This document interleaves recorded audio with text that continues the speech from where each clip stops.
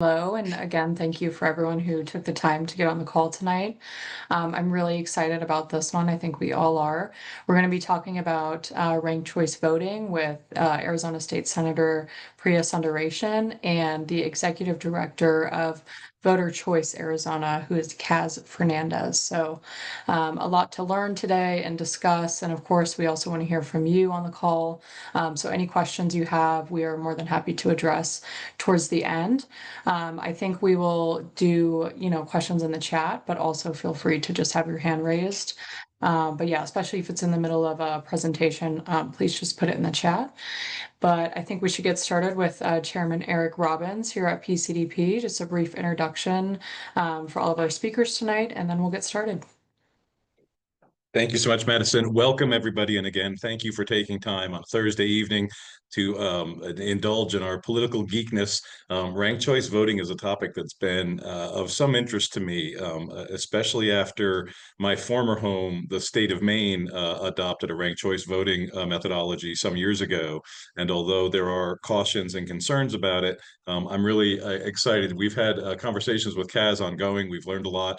I'm anxious to learn more about this. And of course, the senator's perspective on this will be invaluable. So I'd like to turn it over now to Senator Sundarashan before we let Kazz go ahead and kick us off. Thank you so much. Thanks, everyone. I am so excited to be here with you. I think that there may be a slide or something, but my brief intro is that I am Senator Priya Sunderashan. I'm also the Arizona Senate Democratic leader this year.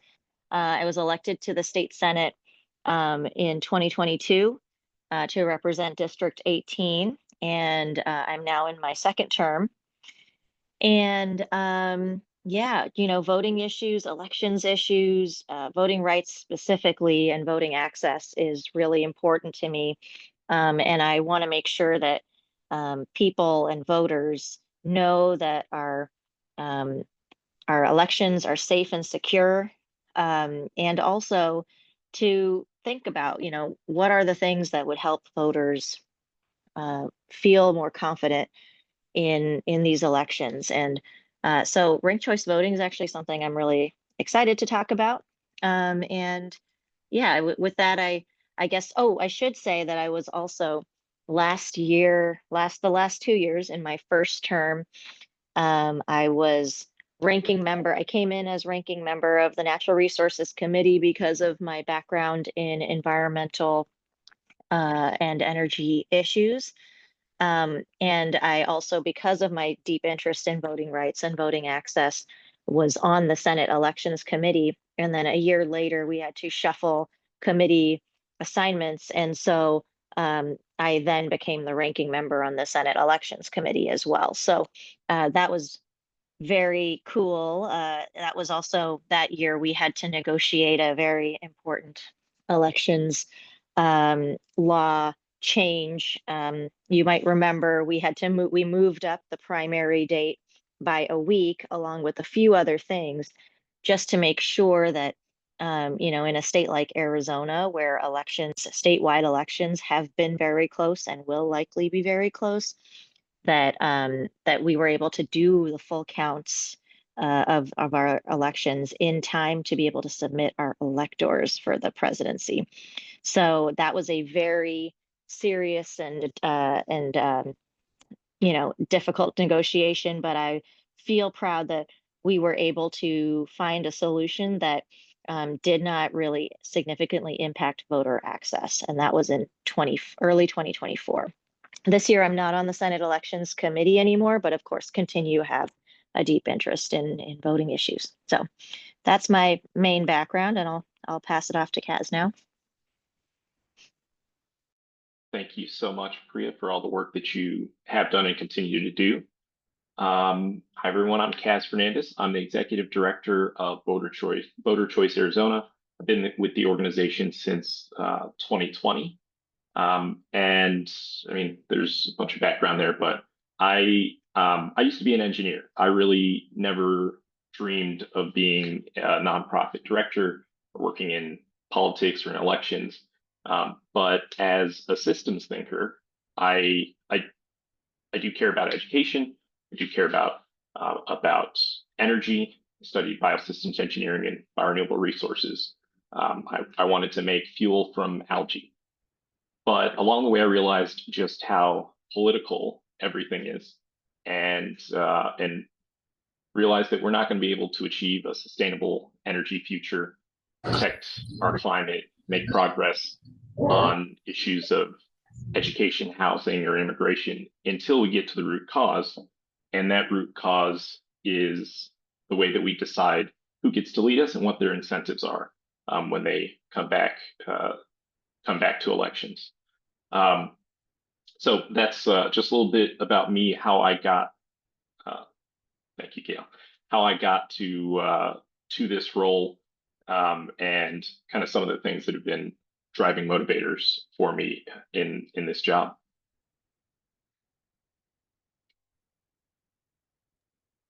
Okay, great. Thank you guys so much. If you want to get started on our presentation we have here to learn a little more about Voter Choice Arizona, and then we will pass it off to the senator. Thank you. All right. So I'm gonna actually hop right into how it works. So a lot of folks feel like ranked choice voting, it sounds really complicated. Maybe they've never used it before, and they want to know more about it. The best way to find out, to learn about how ranked choice voting works, is actually just to give it a try. And so you can scan a QR code on with your phone that's on your screen, but you can also go to this link in your chat. And I just want to give everyone a minute or two just to try out ranked choice voting. I'm going to let you all do that without too much explanation, but I will hype up the Phoenix Mercury. So they just they did not succeed, but they were in the finals, and I think they did an awesome job. And so we're going to rank choice vote on our fan favorite player on the Phoenix Mercury. Mine is Clea Copper, but that's probably partially because I'm a Chicago native, and she played on the Sky before she came to the Mercury. So you all can scan that QR code, check out the ranked choice voting ballot, vote for a candidate, and a little bit later on, we'll review some of the results.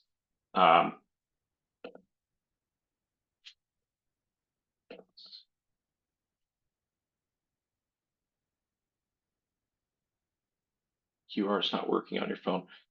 Try the link in the chat if the QR code isn't working.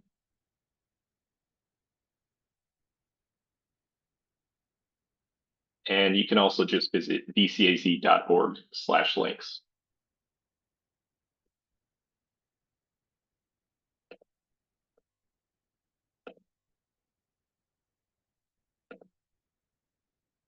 All right. While folks start voting on those ranked choice voting ballots, should only take a minute or two. But I wanted to let Priya explain a little bit about somewhere that you probably have heard about ranked choice voting earlier this year, the New York mayoral primary election.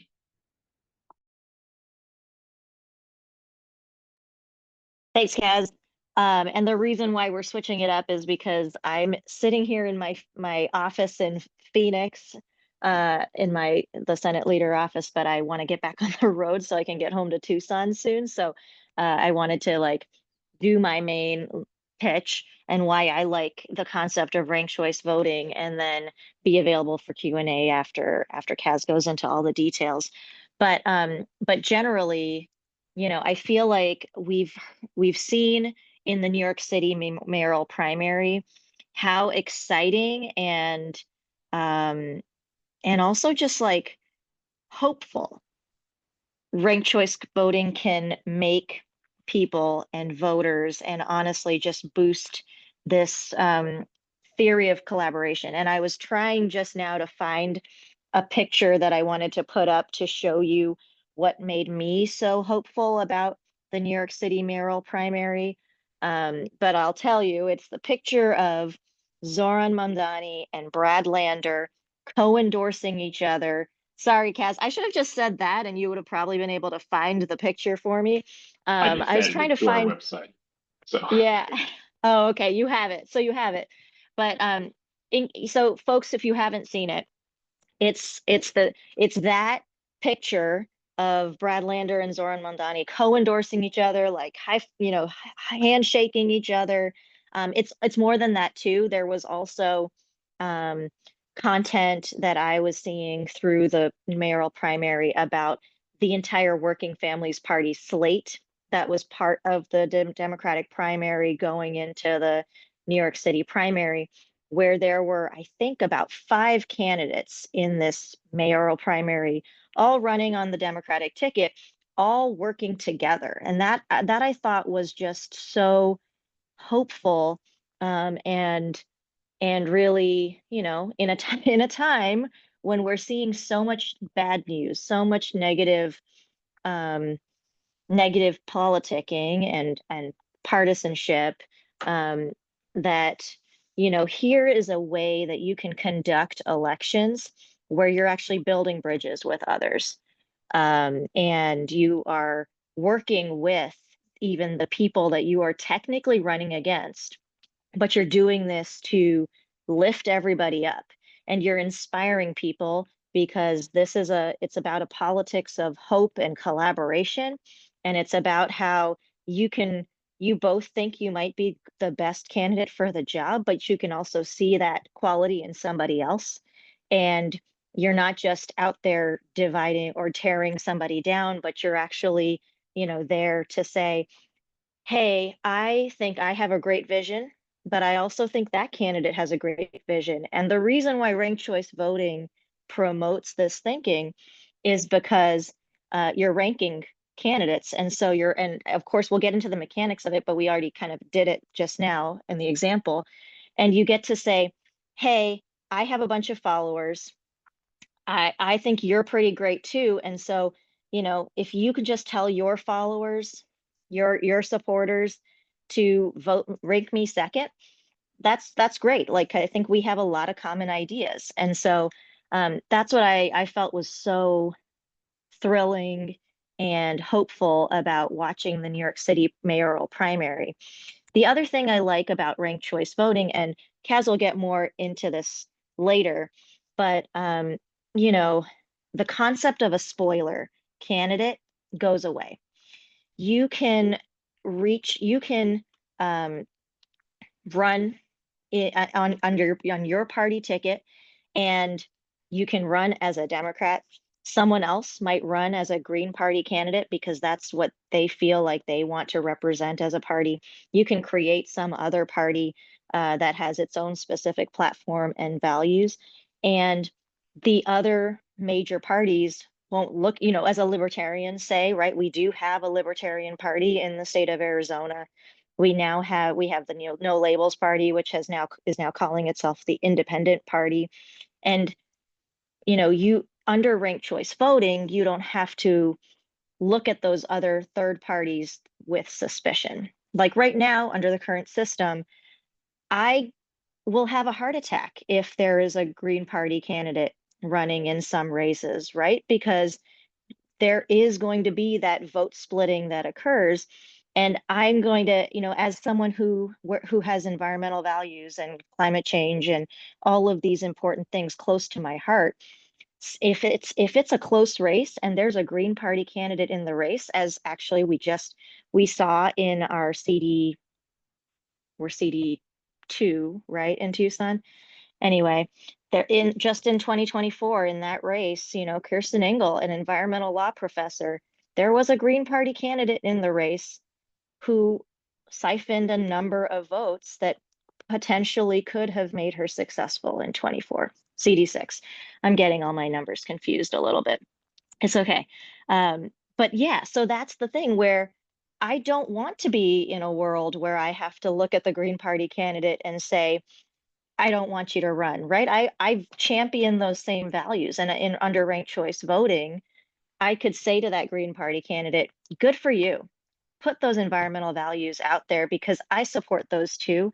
And Green Party candidate, as long as you tell your supporters to rank me second, let's do the same, the other way around, then good on you. Get out there. Let's make sure that the issue is put out there and it's championed and it's up front. Under the current system, I don't like that I have to look at that Green Party candidate with suspicion and think, who's putting you up to this as a potential dark horse candidate who might be, vote splitting and undermining the success of the movement overall?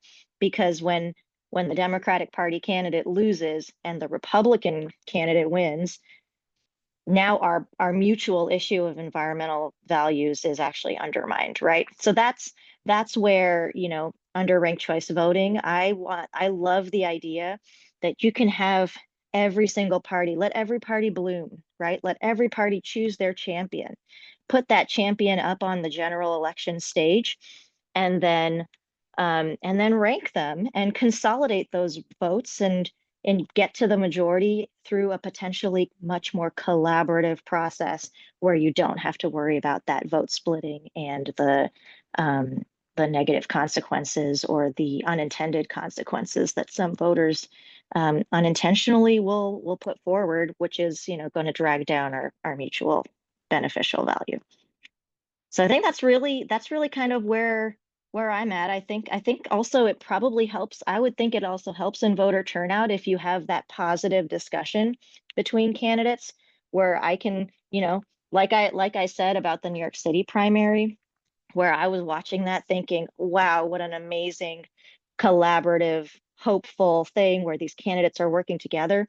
Voters are probably looking at that thinking, yeah, a better world is possible where we can work together, and maybe I could, if I vote, they're not going to be turned off by the negative campaigning that otherwise occurs and just say, you know what, count me out. I'm not even going to submit my ballot because, all of this fighting and divisiveness is turning me off.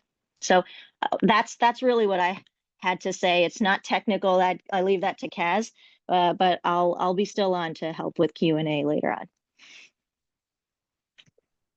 Awesome. Thank you, Priya, and safe travels back home. I'm actually going to hijack the presentation a little bit just because everyone already did vote. I just want to show those results, and it'll probably cut my deck in half anyway. So I'm going to do a share request, and then we can look at the outcomes. All right. So unfortunately, this is giving away the winner, and part of that, hopefully that wasn't due to my lobbying for Kalia Copper, but she wins, she wins. All right, so we can take a look at this and just see, oh, Kalia Copper was a lot of people's favorite. So in the first round, 9 votes would have to be the majority. 17 people voted, so 9 votes would be a majority. Someone has to get 9 votes. In the first round, no one has anywhere close to that, although Copper has an early lead. And so what we would do in a ranked choice voting election is eliminate the folks that have the least support. So Natasha Mack, Sandy Whitcomb, McConney, and Brown all are going to go away. And if those were who you voted for first, your votes transfer. So your votes still count. You still have a voice in the election and who ultimately gets to win. And so your votes transfer. And so we see a couple votes reallocated. Copper stays at 5, and we have to eliminate someone else. So we eliminate Alyssa Thomas. Kalia gains 2 more votes, and then we get down to 2 candidates. And so despite having a large number of choices, a large number of essentially fan favorites, we were able to use everyone's voice and still end up with a candidate winning with the majority. And Kalia Copper wins that one. And I kind of first started using ranked choice voting for really simple home stuff because no one can ever decide, and there's always someone who's, when you're ordering pizza or sending a friend out to get food or deciding on a restaurant, there's always someone who has one little odd restriction on what we can or can't have. And if we want to make a choice that reflects the majority, we can use ranked choice voting for that. This is actually a multi-winner ranked choice voting race, and that might be useful on something like the Corporation Commission or the House of Representatives. So I won't go through round by round too much. I'll just kind of go through kind of briefly.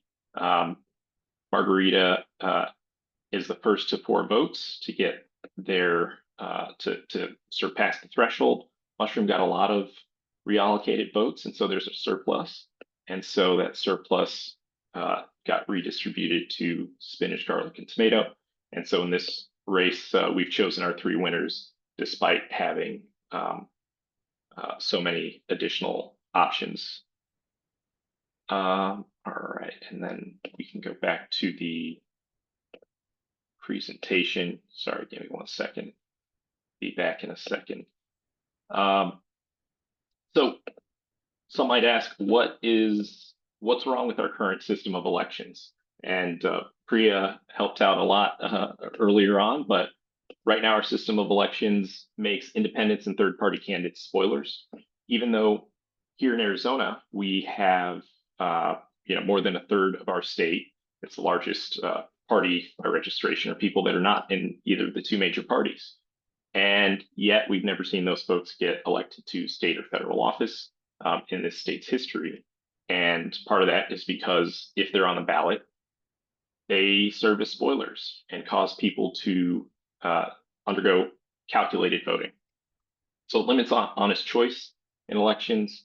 It also can help promote division in elections, because by winning with just a plurality, just the most number of votes, you don't have to serve the majority. You just have to get 1 vote more than however many other candidates there are in that field. And like Priya said, some people don't even participate because they feel like their vote isn't going to count. It's not going to matter. So the classic example of this, the one we all hate, is the 2000 presidential election with George Bush, Al Gore, and Ralph Nader. A very small vote difference. And while someone called Nader a spoiler candidate, I think we exist in a spoiler system. And so while Ralph Nader voters may have ranked Al Gore as their second choice, and we know that from polling, Nader's voters voting for him unintentionally hurt Gore, the next closest candidate, and helped George Bush. And who knows what would have happened if that Florida election would have gone any other way. So that happens in Arizona elections too. So in 2018 Senate election, Angela Green dropped out so that she would not serve as a spoiler in Kyrsten Sinema's election. And we all remember the 2020 presidential primary and the 2016 presidential primary, with dozens of candidates all on the ballot and no one actually getting a majority, people just getting slightly more votes than the other. I think one case that I think is worse than any other, this isn't a partisan thing, it's just, I think this perfectly illustrates the issue with plurality voting. Andy Biggs's primary election in 2016. So Andy Biggs got 29.5% of the vote, and if we're rounding, Christine Jones got 29.5% of the vote. With a 16 vote difference, Andy Biggs wins the election. Now, I don't think it shouldn't be an issue that we have more choice on our ballot, that we had 4 candidates. It should be an issue that the winner of the primary, and in a safe district, the general election as well, got 29.5% of the votes of his partisan constituents support. So 70% of his party's primary voters didn't even vote for him. And I don't know what more I could say. It does not feel like democracy to me if 70% of people vote against you and you become their elected official. It means you don't represent them and you're not going to fight to serve them because they aren't the people that, they're just not the people you're accountable to.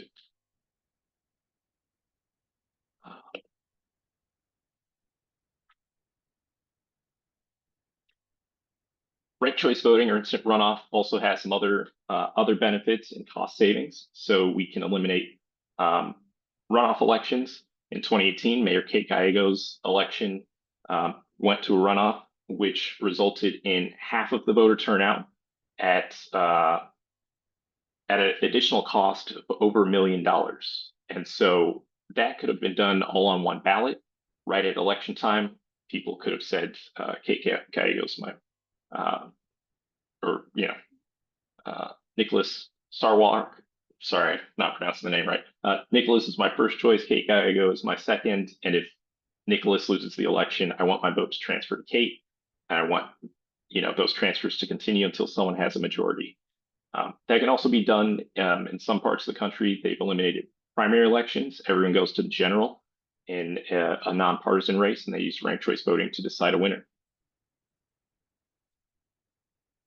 So I think one of the biggest things that seems like a massive change, it is a massive change, is just that in ranked choice voting, you have to get a majority of the votes. There are no 20% winners in an RCV election.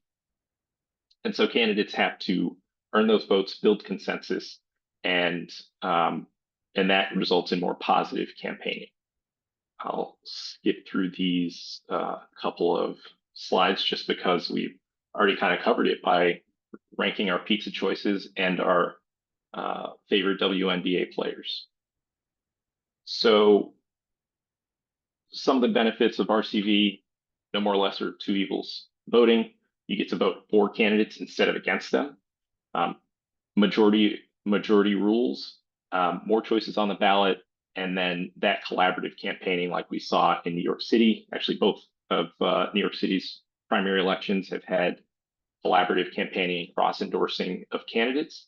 And Priya alluded to this earlier, but there is some increase in turnout as well as representation because people actually feel like their votes matter. I think one of the really awesome things about this is in cities that have started using ranked choice voting, we see better representation for women. We also see better representation for people of color, but the representation increases for women are pretty stark. So these are kind of just where different offices lie as far as percentage of women elected in offices across the country. And what we've seen in some ranked choice voting elections is that women's representation moves up to the high 30s up into the 50s in some cities, and with proportional representation, proportional ranked choice voting, that gets even better.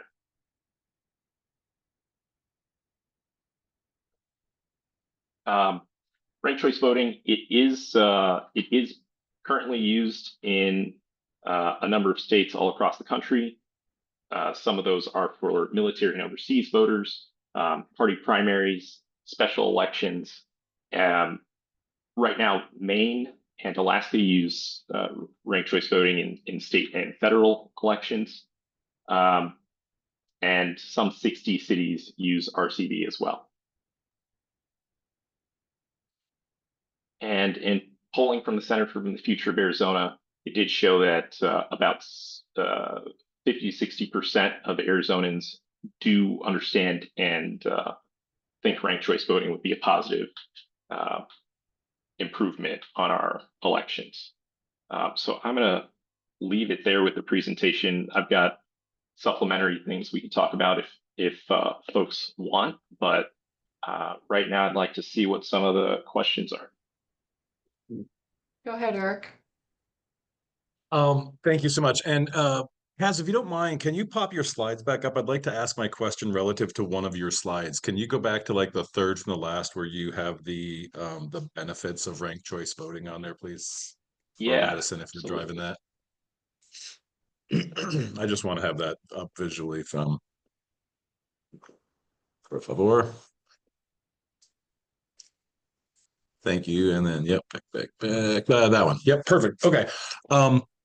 My 2 cents, as a believer in this notion, I think that bullet point 5 is dramatically undersold. I understand that candidates being more positive is a benefit and a net gain, and it sounds very nice, and it appeals to my inner teacher. I love that. Sounds very warm and fuzzy, but I don't think it's half the benefit that comes out of that. One of the things that I think ranked choice voting does, I heard it described as inoculation against crab in the bucket campaigning. If that if that resonates at all, and that's more than simply being positive or nice. It's an elevation of ideas. It's a chance to keep that forum dynamic and receptive to those ideas that get washed out. And I personally, just in your advocacy for this, I would like to see the elevation of ideas through that process. Like that's the benefit and the good that really prevails. I'm all about campaigns being more positive because that makes us feel better. But what does that mean? And in my opinion, I think that's a key point, and I'd like to see that articulated more. So much of the best of our ideas get washed out in this process, the crab in the bucket thing. So I'll stop with that, but I appreciate you, appreciate your work on this. Here's my question. So that was an observation. Sorry. It does not solve all ills, right? Let's be candid about that. Right. What are 2 things that ranked choice voting does not solve, or where it would not be a good solution, so that we can focus on where it would be a good solution? Thank you. So I've never gotten that question before. Thank you for that. 2 areas where it doesn't solve everything. So a lot of the time people will ask, well, how does this fix dark money? It doesn't fix it. It might dilute the influence. Instead of having to, buy one candidate, maybe you'd have to buy additional candidates. But what we're seeing in New York City is that big money is not winning in that race. And so the effect, it's not zero, but it doesn't fix that.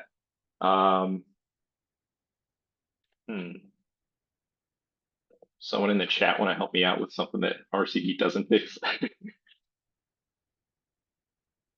Well, I just don't don't want know. to I'll think position it about it as and a come cure back to for it. all ills, because nothing is, It's right? it's not a cure for all ills, and I will say that actually, ranked choice voting, it's not the most ideal reform. I don't have any shame in saying that it is not the perfect way to run in any and all elections. I think it's a massive improvement, and I think it's the best improvement that we can actually impact, that we can implement right now.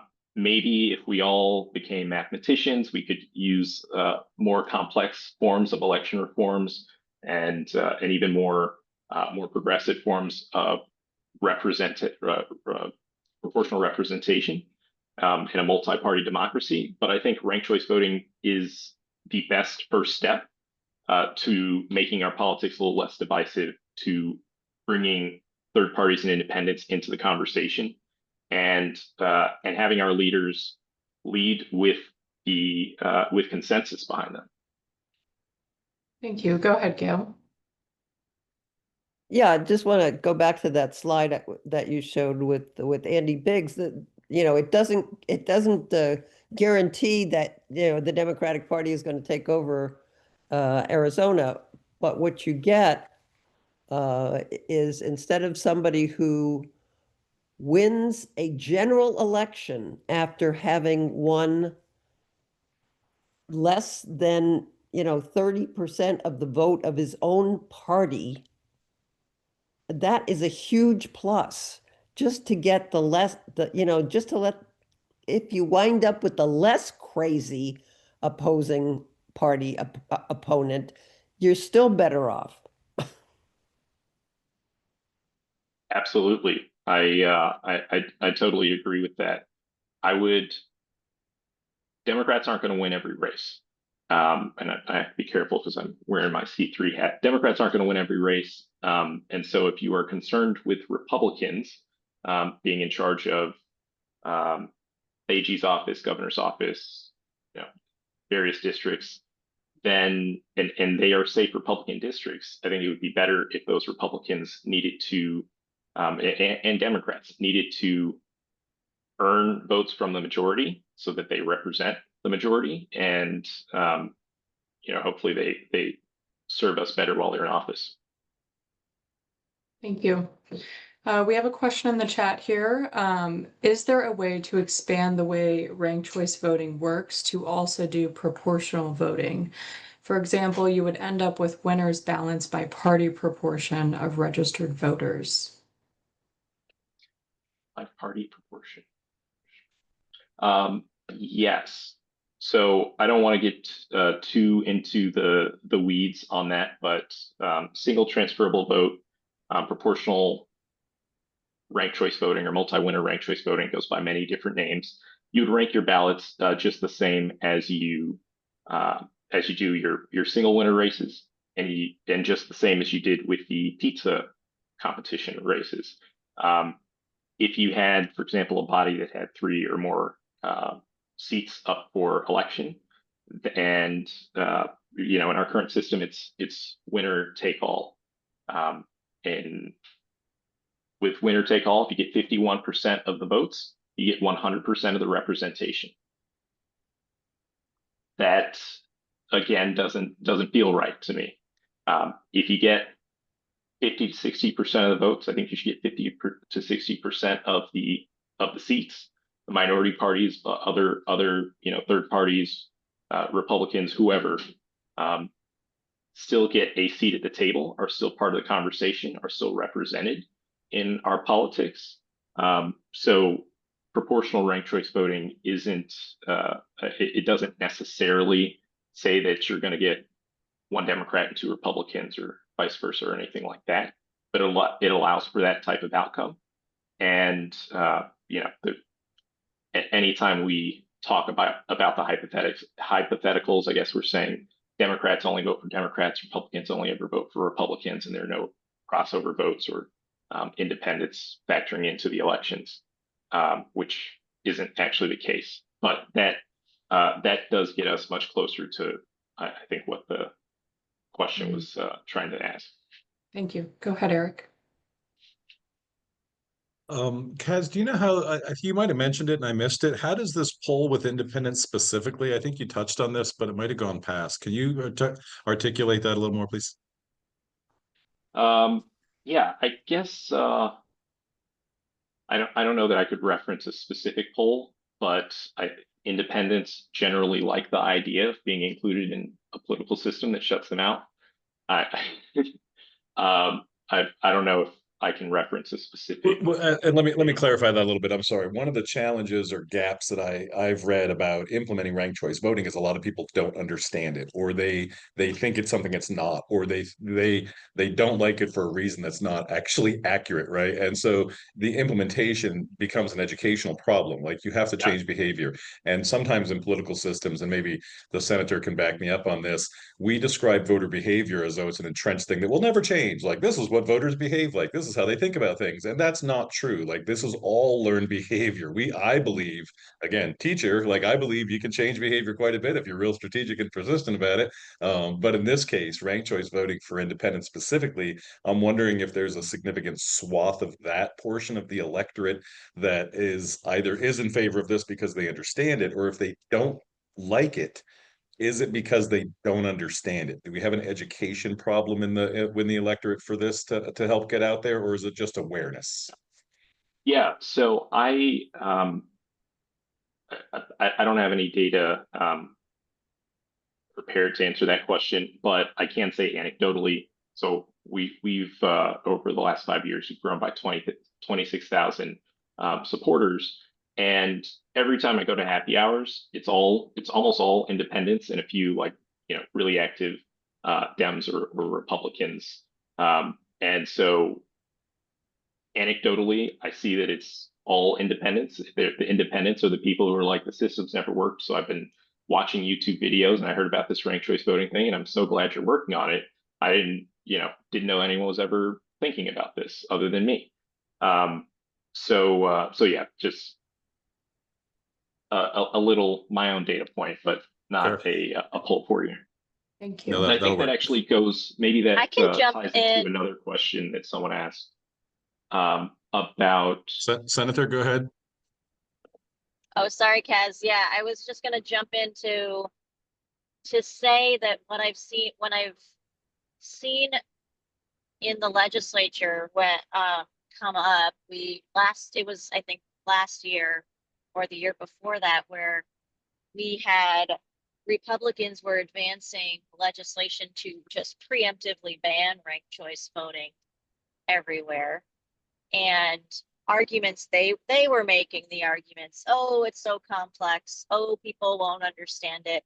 Now I don't know how that translates, voters of different stripes, but I think they were certainly pushing this argument that it's too hard, and also, oh gosh, the counting, how's that going to go? And but I know that the people who were pushing that are the ones who like to see the extremists within their party taking over, right? And that's what we've seen kind of in the legislature too, is that the Freedom Caucus and Turning Point types have really taken over the Republican Party and pushed out their moderates. And so they like that system, and they don't like something, because they like it because they can win with that minor amount, lesser than majority of votes. And so I don't see that that's probably, and maybe Kazz, if you want to talk to some of the technicalities about, like, is it that much difficult to difficult to count, or for voters to understand how to rank? But it seems like these are arguments that certainly are pushed in an attempt to just dissuade anyone from even thinking about these concepts. But it also does lead, it also does lead to, that their efforts to ban ranked choice voting is because they're trying to push out the people within their party who would be more potentially collaborative with the minority. That's us. So yeah, I can definitely speak to the aspects of education and do voters really not understand ranked choice voting. I think the funny thing is, we've been ranked choice voting our whole lives. We just have never seen it on a paper ballot. Anytime you send your partner to go to Chipotle and you're not going to be there, you are going to rank choice vote, because you're going to say, if that barbacoa looks dry, barbacoa is my first choice. Barbacoa looks dry, maybe chicken. If do they have something special on the menu? That'd be my third choice. You rank choice vote and tell and pick which restaurant you're going to go to when you're trying to schedule a hangout with friends, scheduling meetings with other organizational leaders, and we always say this place if that's close, if not this one or the other. So it is actually intuitive, and what I wanted to prove with putting that ballot up before you all even learned about ranked choice voting was that you can do it. You don't actually need an explanation. You can fill in 1, 2, 3, 4, 5. Arizonans are as smart as Alaskans, as people from New Zealand, from Ireland, from Maine, from New York City, etc. One of the other things, Eric, you kind of alluded to voter education. That is key. Voter education does have to be a component of it. If we're changing the system from something that's been around for 115 years to a new type of election, then we have to be invested in educating those voters, educating them that they do have additional backup choices, that they do that they should fill out as much of the ballot as they feel comfortable with. They can rank 3 people, or they can rank 5, whatever feels comfortable. And in areas where we've enacted ranked choice voting recently, like New York City, we do see a high level of comprehension, New York City and Alaska, a high level of comprehension from voters across the board.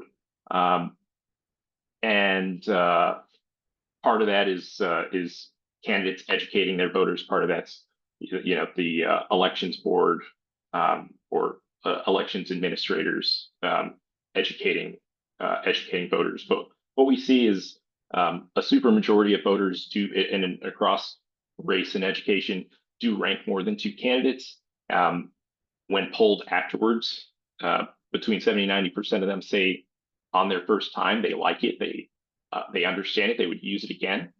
And so that propaganda from the folks that refuse to build consensus so that they can win elections is it's really just unfounded. Thank you. Go ahead, Chris. Chris? Thanks. Hey, Kaz. I think the last time we chatted, this is related to the education aspect of it. Voter Choice Arizona is working towards bringing this to municipalities first to get people used to it. Is that correct still? Yeah.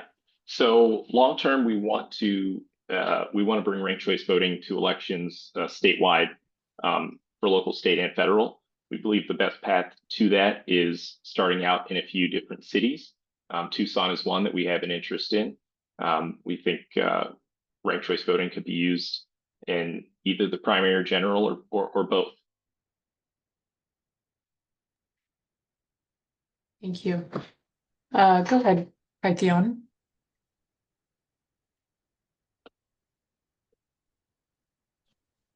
Can you hear me?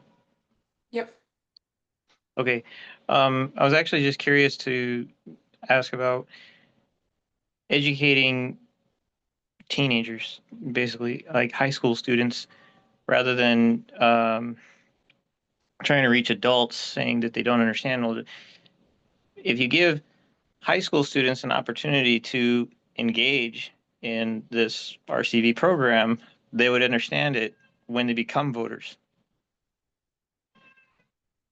Yeah, I agree with that. And if you can think up a way for me to I think it would be easy to do. It would be easy to just give students ideas of things that they enjoy, such as music, video games, sports, and they give a ranked choice voting opportunities through those.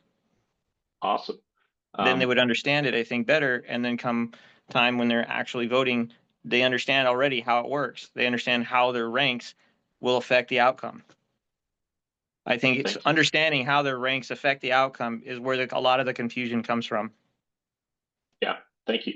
I put my email in the chat if I'd be happy to collaborate on educating younger voters more. I'm always a little hesitant with like college voters. They've at least had the opportunity to vote once, more than likely. I'm always hesitant to tell people who've never voted before that the system doesn't exactly work the way you think it does or should, and we need to fix it before you even start voting. I never want to do anything that keeps young people from voting. But counter to that, when we do events where younger voters or soon-to-be voters are going to be participating, they actually say, "Oh, we just rank our candidates." Yeah, I understand that. I don't ever have to explain it, and so our young folks aren't doing as poorly as we think. We just need to give them more opportunities to engage. Thank you. We have a few minutes left. Does anyone have any closing thoughts or questions for either the senator or Kazz? I saw one come in just now. How does ranked choice voting combat ending up with top choices only being from one party? So how does ranked choice voting combat top choices only being from one party? So for example, if we had ranked choice voting in Tucson, you all have closed primaries. So you have your closed ward primaries, which means a candidate from the Republican Party is going to advance, a candidate from the Democratic Party is going to advance, and third parties as well. And so on your general election ballot, you would be ranking across parties. So there'd be no chance for just one party to be represented. If you're in your primary, then you should, in a closed primary, then you have only your party represented. Mhm. I think if you're talking about an open primary, nonpartisan primary, which is a policy that we do advocate for statewide because of the large number of independents that are shut out from our current system of elections, and the fact that 8 out of 10 districts, 8 out of 10 elections are decided in the primary because of safe districts. So in that circumstance, we recommend that 5 candidates, regardless of party, advance from the primary to the general election, and then those candidates are ranked choice voting to build a majority. With 5 candidates, the threshold is so low it would be impossible for all of them to come from one party.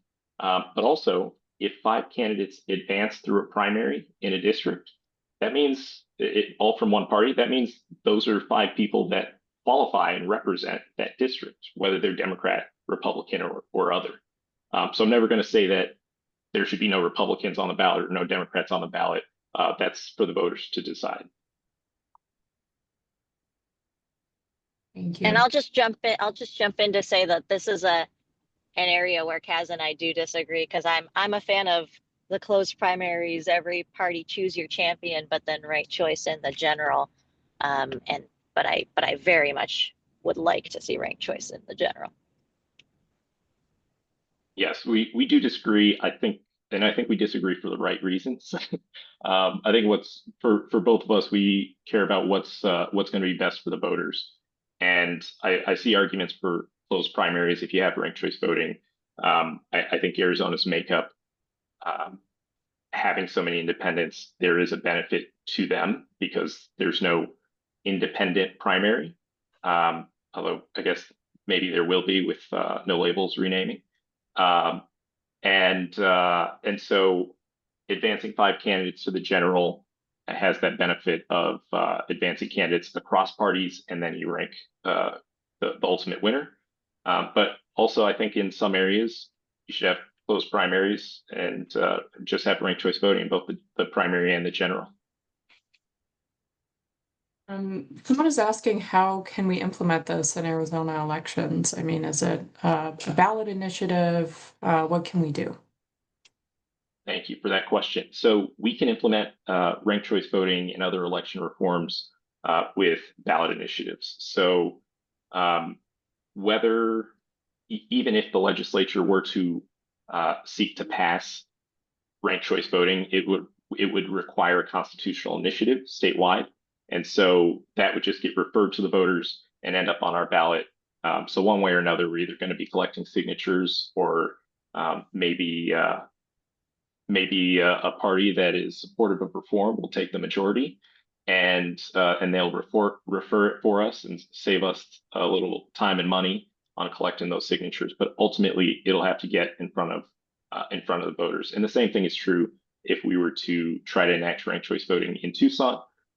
We could do a citizens initiative to amend the charter, or we could have the council refer it and the voters approve it. Thank you. Any final thoughts from anybody? Kaithion, I'm not sure if you still have your hand up, but feel free to unmute. Yeah, sorry, do I have my hand up? I'm sorry. No, you're good. Okay. You're good. It's under reactions. Okay. And Gail had her hand up for a second. I don't know if she still has a question. No, Okay. Oh, and I just wanted to quickly address Karen's question that there were only 2 candidates from the same party in Adam Schiff's election. I think that's what they're talking about. So California statewide does not have ranked choice voting. They have a very limited form of open primaries, top 2.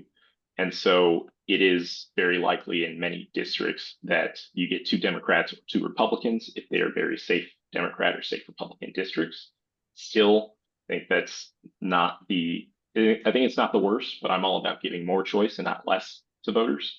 And so I'm not supportive of top 2 open primaries, even though there are some marginal benefits to voters.